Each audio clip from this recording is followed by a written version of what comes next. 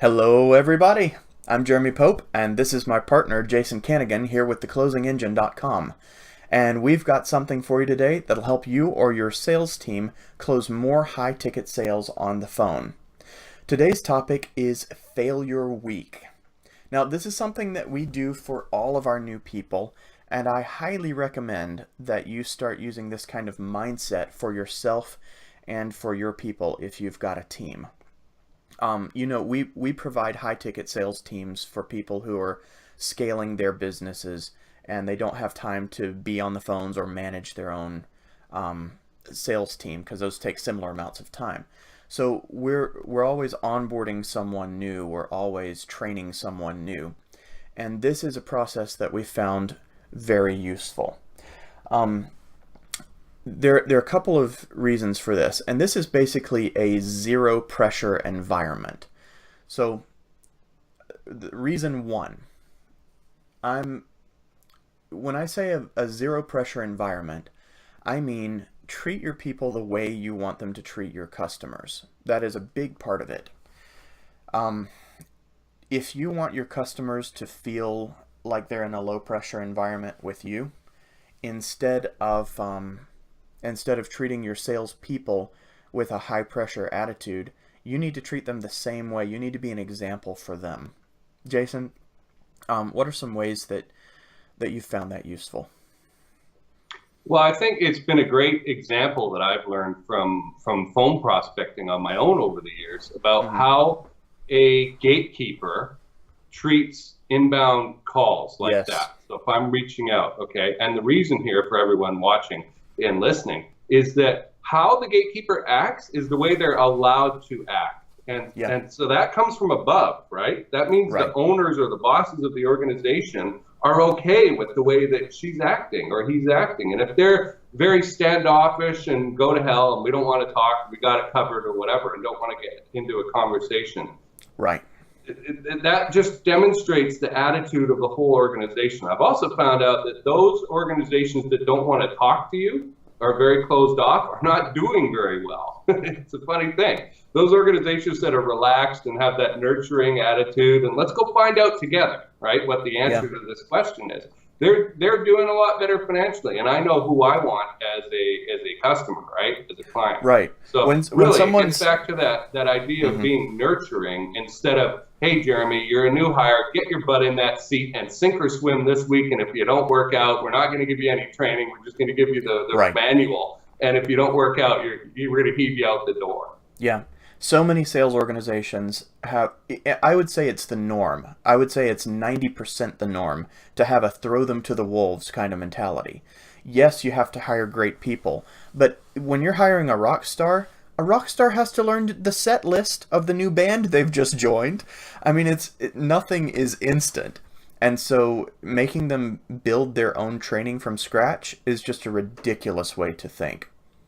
The second the second thing that we do, we have a process that, well, I don't know if it's so much a process as a mindset, but we call it folio.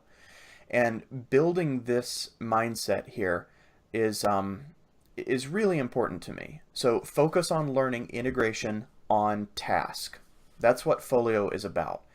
And this this process, this mindset that we use is it is about hiring excellent people. It absolutely is. But then get them doing things immediately. When we do see training, when we do see an organization with real, they actually care about their training, far too often it's all head knowledge.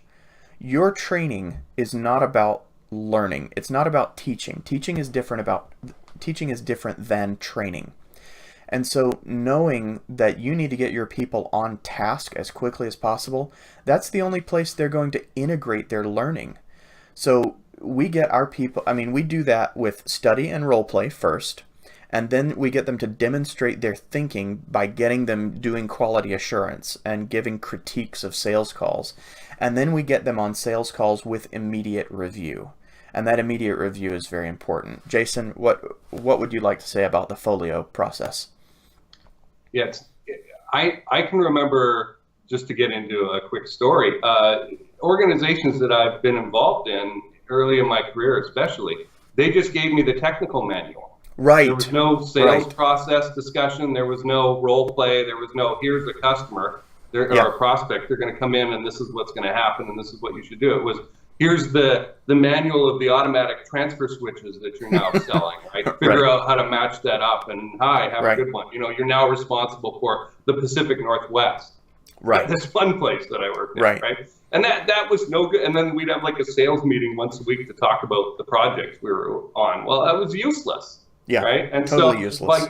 by giving them, you need to create this nurturing environment that we have. We're in total agreement about that, because that when a salesperson is constantly in fear of losing their job, or anybody, they're not going to perform as well, and they're not going to learn. They're going to shut down on any feedback because they're just going to go, and cower. And in fact, that's a great reason for hiring an outside sales trainer or coach, because that's not their boss.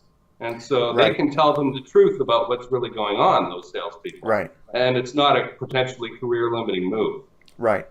And that brings us to our third slide. Accelerated learning only works when your people feel safe. And we see this in a lot of different ways. And Jason, you just hit on one of the big reasons that a consultant works. Thank you for that, because I hadn't thought of that.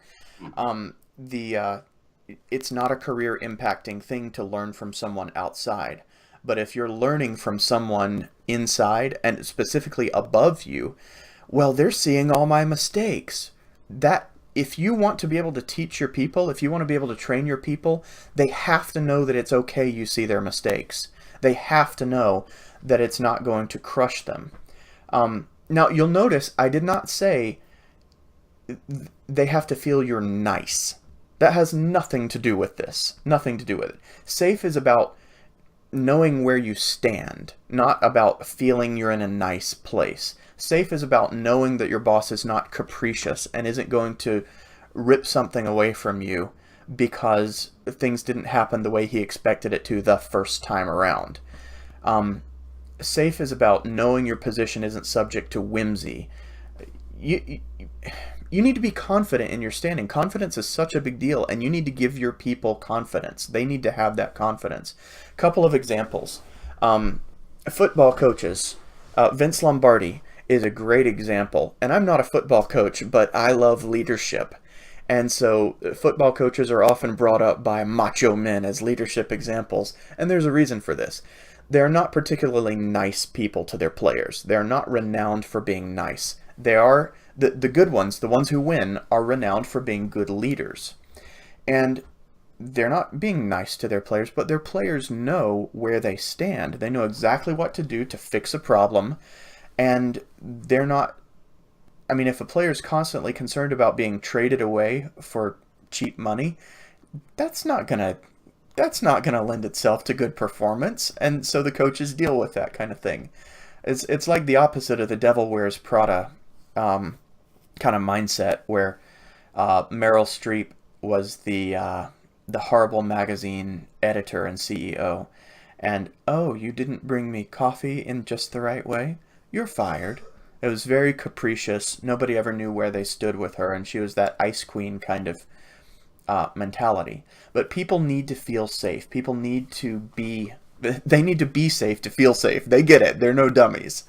So make sure you've got a zero pressure learning environment, and that all the pressure that you're instituting is positive pressure rather than negative pressure, rather than uncertainty pressure. And your sales will skyrocket, and your people will learn fast, and they will train fast, and you'll be able to do so much better. Any final thoughts before we sign out, Jason? Just to look at fairness in the organization. That's a big part of what we're talking about.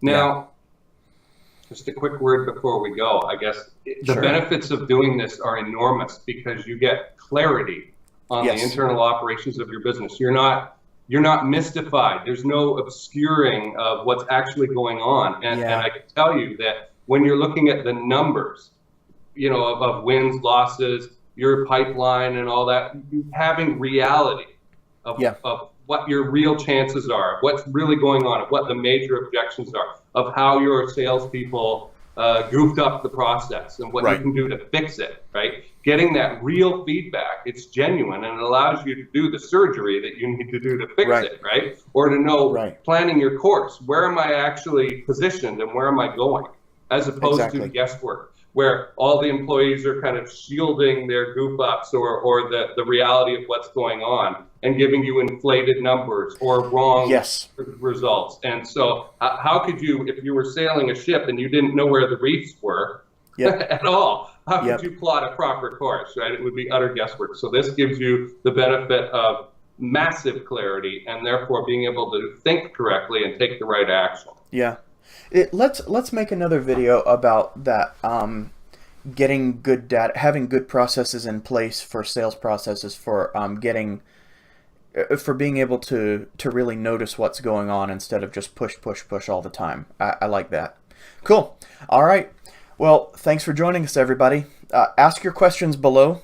Let us know what you need help with. I'm not going to beg for likes and shares. These are for you, not for us. Just make sure you pay it forward by passing this on to people who really can use this kind of information, who need this. Until next time, I'm Jeremy Pope, and this is Jason Canigan. Yep, at theclosingengine.com, helping you accelerate your high